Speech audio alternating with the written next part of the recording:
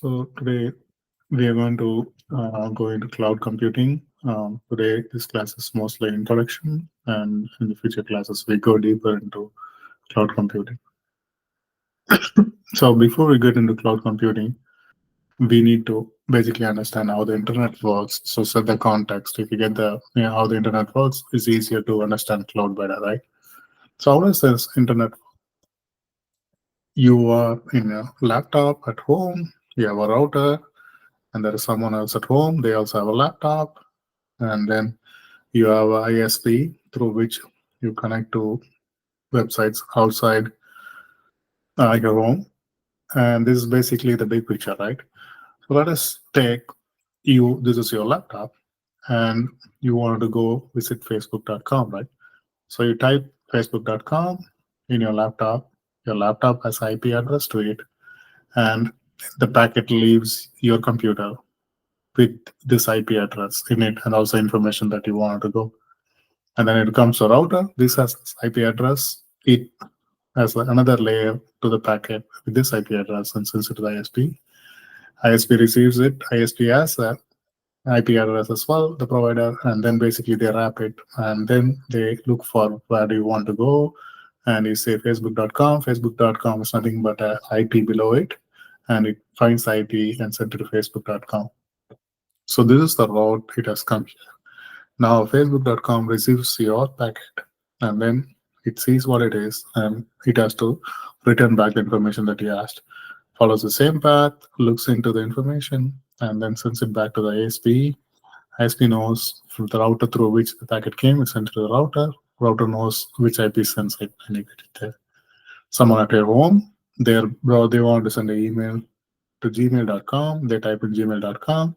Same thing, it goes to there and then goes to Gmail. And because of this IPs, when it comes here, it knows whether to go to your computer or someone else's home, actually, right? So that's basically how the internet works at a higher level. So in this picture, the one thing that we want to see is this servers here.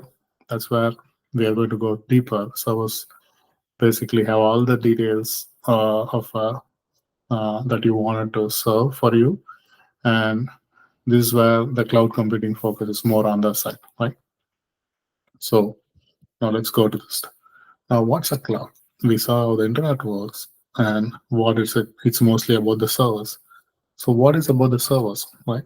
So when you see, this is basically data centers. Data center is nothing but a bunch of servers. And why do we keep them data center? Right? Initially, they used to be below your desk, and then you want more data, more application, more strength. You cannot have it in the desk, so you bring it to a room, and that room is not enough. Then you move to a warehouse, basically, and that warehouse could be called as data center. Right? So that's basically what it is. And how traditionally it was done, and some places they continue to do that, is if you wanted a resource, or let us say you're building an application, you plan ahead how much servers you have, and then you buy it, and you have to install the applications and all the stuff. You deploy it in your data center. There is a rent to the building. There is the cooling. There is the electricity. There's a maintenance. There is a security, and then what do you deal if there's a fire to your data center, right? So all these things has to be taken into account. That's how it was functioning. And then they realized as to why I maintain when someone else is maintaining, right? So it's basically all the companies which are the data center move to what you call as cloud. So what is a cloud, right? Let's go into the cloud. Cloud from this picture is basically data centers, bunch of data centers moving into one data center is basically cloud. That you can put it that way, but we'll go deep into what exactly is cloud. Before we go into that, let's see a typical data center. A data center looks like this, which is basically a stack of servers where all these servers are sitting around, and everyone will access it, and they provide the interface. And cloud is nothing but a huge data center with all these things, and then it gives access to the users, right? Now, what is cloud computing, right? So you have those resources, and then you have your clients. What does the cloud provide that you cannot get in a traditional IT is data center is cloud. You have an interface through which you can get on-demand delivery of resources, right? So Let us say you're starting a company today. You don't know how many you need. You wanted 2 servers today. You can go to the cloud, immediately get 2 servers now, and then you could use it.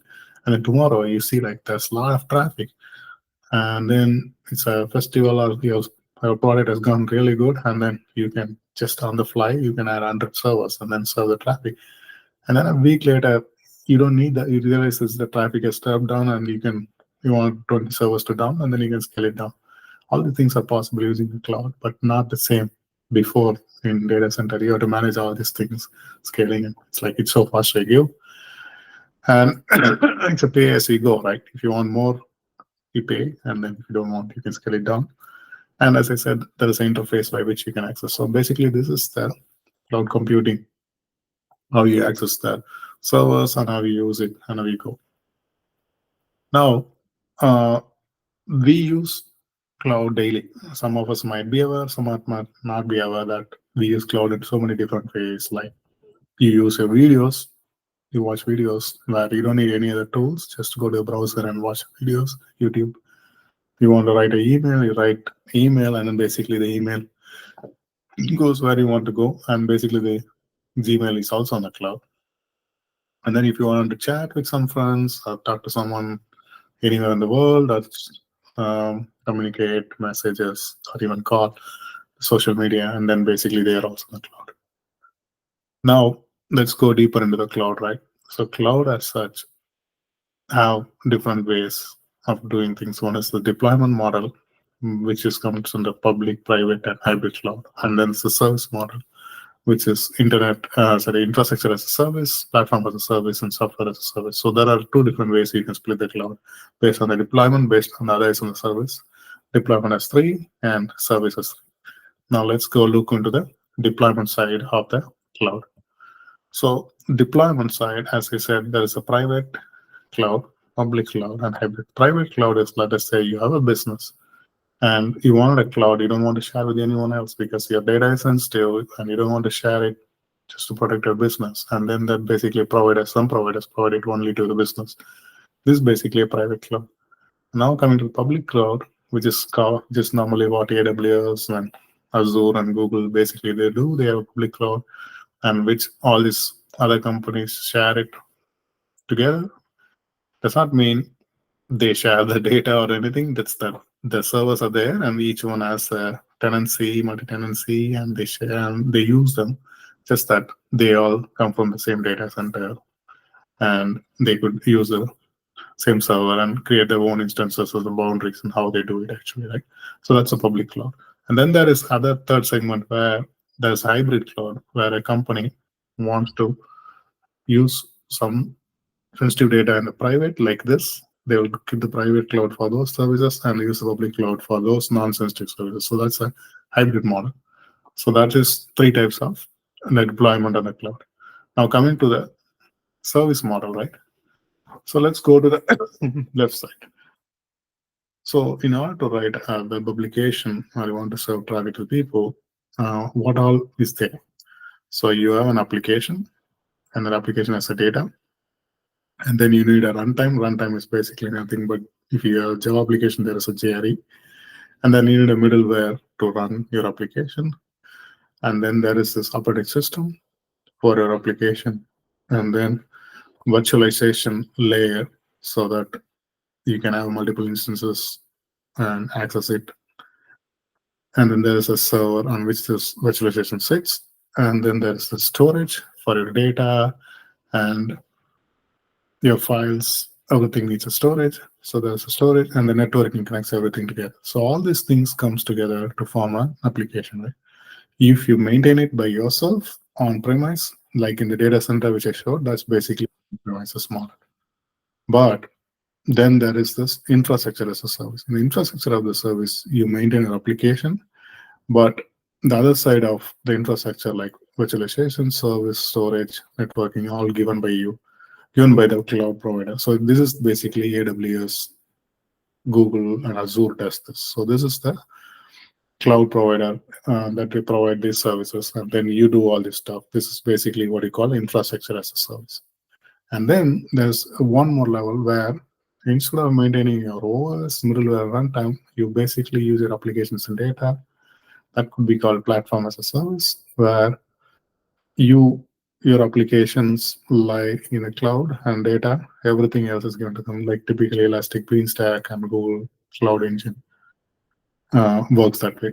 And the last one is software as a service, where you don't have any other stuff. You just use an application like Gmail or like Dropbox, where you go to the browser and use them actually. So these are the different ways by which cloud is used actually. And this comes to the end of the first session. We will go to the next session in the next video. Thank you.